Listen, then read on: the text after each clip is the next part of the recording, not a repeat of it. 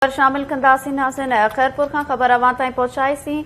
इन हवाले सां अपडेट कंदा रहंदासीं। ॿी ख़बर शामिल कंदासीं टंडो अलायार खां, जिते निंगरी सां ज़्यादती जे इल्ज़ाम हेठि नौजवान ते मुबैना तशद्दुद कयो वियो आहे, जॾहिं त वारसनि धरणो बि हंयो आहे।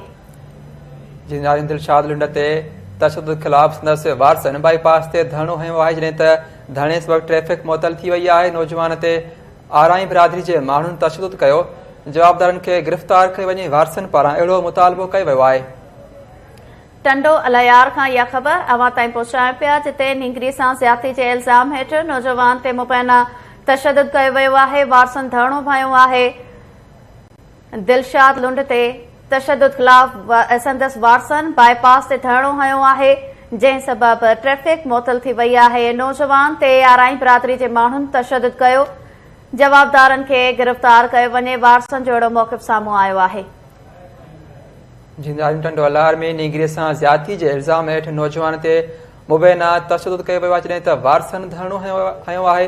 दिलशाद लुंड ते तशद्दुद ख़िलाफ़ संदसि वारसनि बाईपास ते धरणो हंयो आहे, जॾहिं त धरणे सबबि ट्रैफ़िक मुअतल थी वई आहे। नौजवान ते आराई बिरादरी जे माण्हुनि तशद्दुद कयो आहे। जवाबदारनि खे गिरफ़्तार कयो वञे। वारसनि पारां अहिड़ो मुतालबो कयो वियो आहे।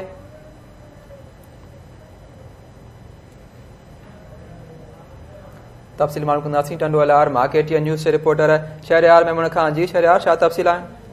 जी बिल्कुलु ॿुधायां त टंडो अलायार जे मेन बाईपास ते जेको आहे दिलशाद लुंड जे वारसनि पारां जेको आहे धरणो हंयो आहे।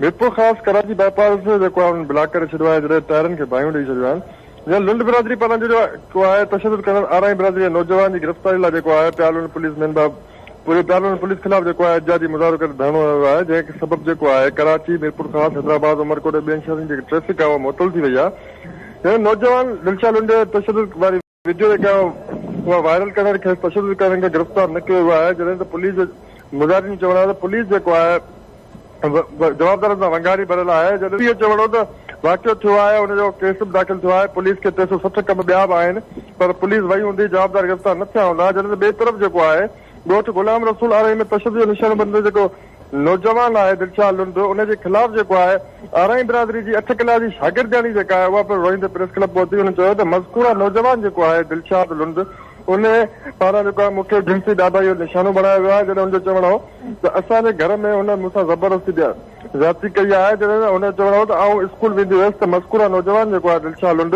मूंखे तंग कंदो ऐं तेज़ाब हणण जी धमकी ॾींदो हो। जॾहिं त असांजे नौजवान पारां जेको वॾी महिरबानी शहरयार में तफ़सील ॾियण जे लाइ।